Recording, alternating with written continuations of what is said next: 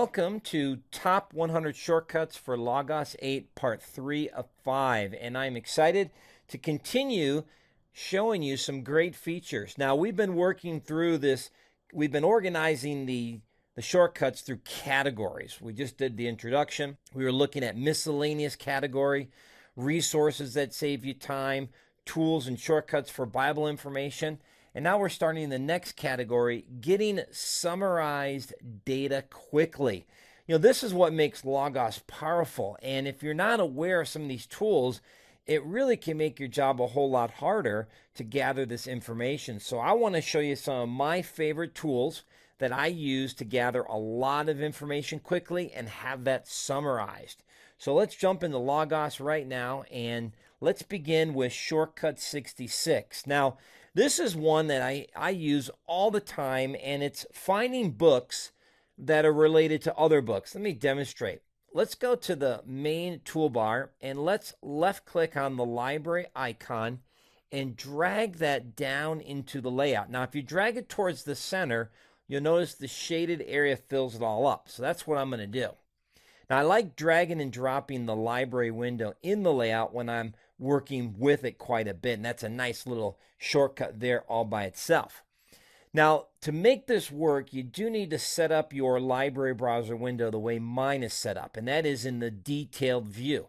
To set yours up to the detailed view, go all the way to the far right, and you'll see this little grid icon. Go ahead and click that, and you'll see three menu options: cover view, tile view, and details view. You want to click that third one, details view.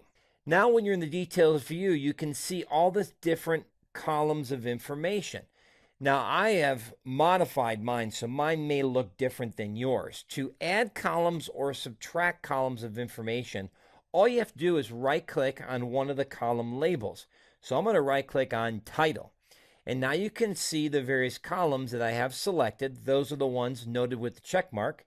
And you can see the columns that I don't have enabled, which is the ones without the check. Now, for this particular shortcut, you need to make sure that the subjects column of information is selected. So if it doesn't have a check mark next to it, click it. When you do that, the menu will go away, and then just right-click once again on the label for the column, and now you should see it with a check mark. So we need the subjects column for this one. Once the subject column is enabled, we need to scroll to the right to get access to that. So I'm just going to scroll to the right. You can see there's a vertical scroll bar that appears here. And when we get to the subjects column, it may be truncated or pretty narrow. What we want to do is float our mouse between the two columns.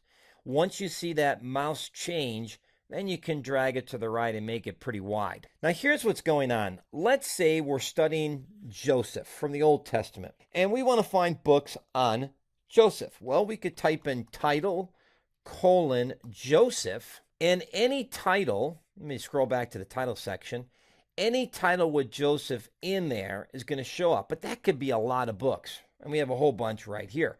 There could be different types of Josephs. Now, usually we have at least one book in mind that we're very positive the book is about Joseph. Here's a good example. Here we have A Fruitful Bow, Joseph as a Type of Christ by Christopher Knapp. Now, if we scroll over to the subject section, we see Joseph in the subject column. And here's how we now can find more books about Joseph.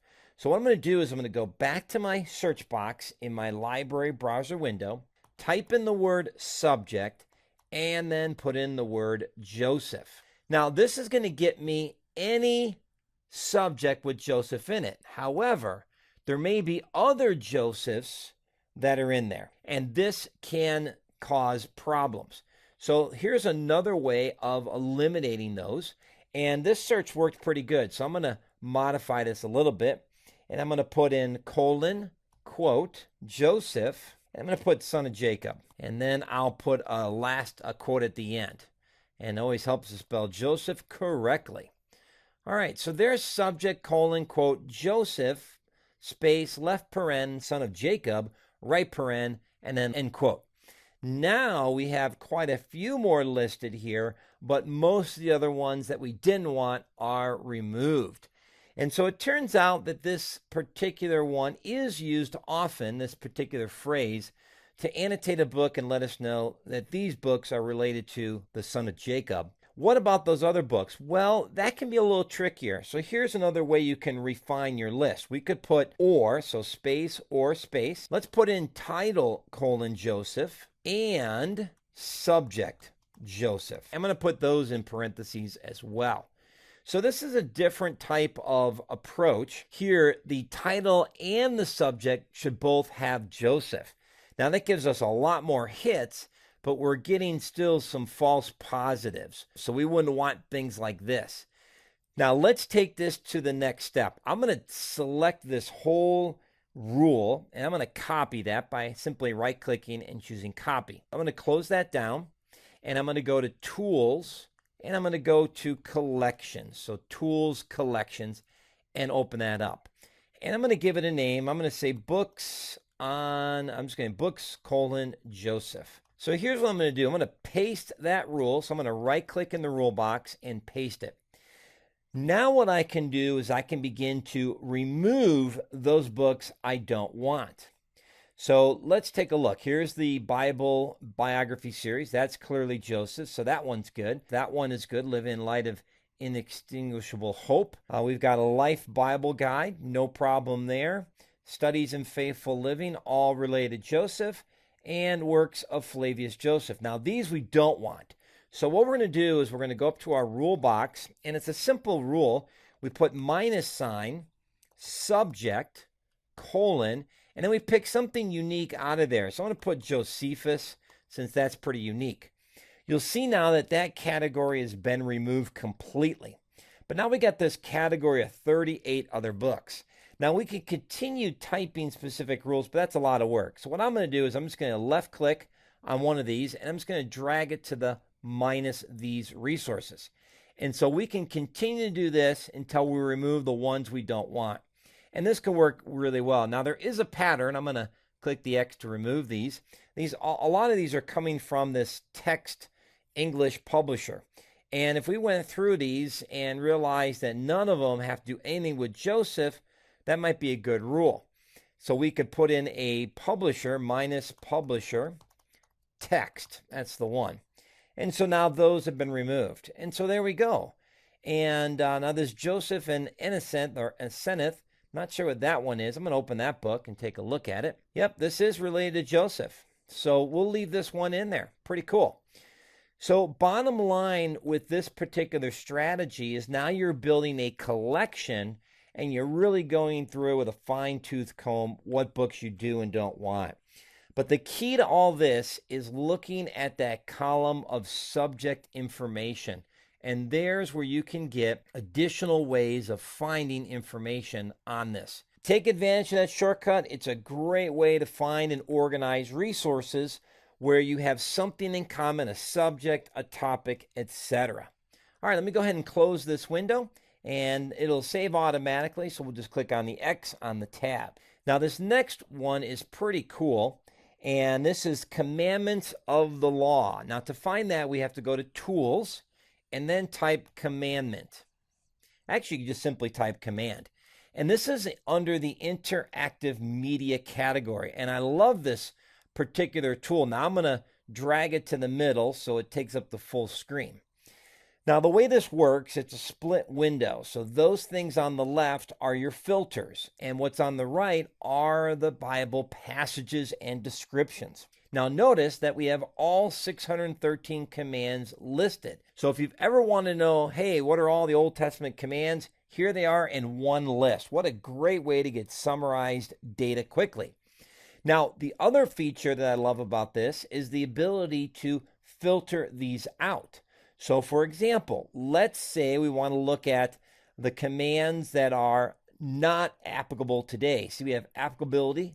I'm going to click on that filter. Now we've got it down to 330.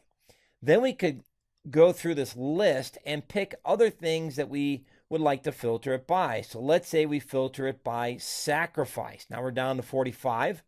And let's look at the last category here. In fact, let's just click on the holiday themes. There's only one. And there we go, the Passover additional offering. Leviticus 23:36. For 7 days you shall offer an offering made by fire to the Lord. On the 8th day you shall have a holy convocation, and you shall offer an offering made by fire to the Lord. It is a sacred assembly, and you shall do no customary work on it. So you can see this can be very powerful, especially if you're studying a passage and you see a command. Then you might want to ask the question, I wonder if there's other commands like this in other places. And so that's how you would find it. Now, if we click on the reference, you'll see here we got Leviticus. Now I'm going to click on all. That's going to erase all my filters. And here's how you find the command for a particular text. By clicking on reference, you now have all the commands listed in biblical order. So if you were in Exodus 12:2, you notice the command, there it is, P153. Now what you do is you float your mouse over the P153 and you can see the filters. So we got people, places, literary types, Judaica, etc. So we could use this as a way of filtering and finding more related commands. And that's the purpose of using the reference with the P number. Very powerful. Okay, so that takes care of commandments of the law. Pretty straightforward. By the way, you can click A to Z, and that will alphabetize everything within the categories. And that makes it a little bit easier to use the categories. Okay, the next one is also another interactive resource, Tools, and we're going to type in Proverbs. So Tools, Proverbs, and this is the Proverbs Explorer. I love this tool. I've used it so many times for teaching Proverbs. Absolutely great tool. Now, once again, if it opens up and you don't see the menu at the left, just go to the very top left and look for that double chevron icon. Click that and that will expand. Now, much like the previous commandments of the law, this works in the same way. You've got a filter at the left and the verses at the right. Now, you need to be aware, though, that the Proverbs Explorer isn't limited simply to the book of Proverbs. It's all Proverbs for the whole Bible. So this makes it very useful for finding any proverb in the scripture. Now, what I like about the Proverbs tool is the filters. So, for example, if we wanted to look at synthetic parallels, we could do that. So I'm going to click that. Now, a synthetic parallel reads like this. He sets on high those who are lowly, and those who mourn are lifted to safety. So you can kind of see the parallelism going on there, but it's also synthetic in that it's adding additional information. Now, if we click all and we click on antithetical parallel, now we're going to see some opposites. The Proverbs of Solomon, a wise son makes a glad father, but a foolish son is the grief of his mother. So you can see wise and foolish being contrasted, father and mother being contrasted, and the grief and glad being contrasted. So this helps you find proverbs that follow a particular, in this case, literary pattern. But you can also search for proverbs on themes. Now I'm going to click A to Z, and it makes it a little bit easier. And so if we wanted to look at the theme of addiction, we click on A for addiction, and now we have all the proverbs that deal with addiction. This can be very helpful for biblical counseling, giving people wisdom. So excellent, great tool for finding more proverbs. Take advantage of that one. And let's go to shortcut number 63, very similar to the Proverbs Explorer. It's the Psalms Explorer. So go to Tools and type in Psalms. So Tools, Psalms. We'll open up and click on the Psalms Explorer. Now again, I'm going to maximize this by dragging it in the middle to take up my full screen. Now the Psalms Explorer has got a lot of information. You need to be aware of this. And we have three views that we can turn on and turn off. We can toggle. We have the Hebrew. So there's the Hebrew text at the left. We have parallelism, which are these letters that you see there, the A and the B, etc. And we have structure, which is that gray outline. Now, Psalms have different types of structures, and so that's what the structure here is showing us. So, for example, in Psalm 1, we have an A, then a B, then a C, then A and B. That's telling us that this whole paragraph A is in parallel to this paragraph A, and this B is parallel to this B. The parallel structure within it is very helpful too. So the letter A tells you what's in parallel. So we can see that blessed is in parallel to the man who walks, who nor stands nor sits.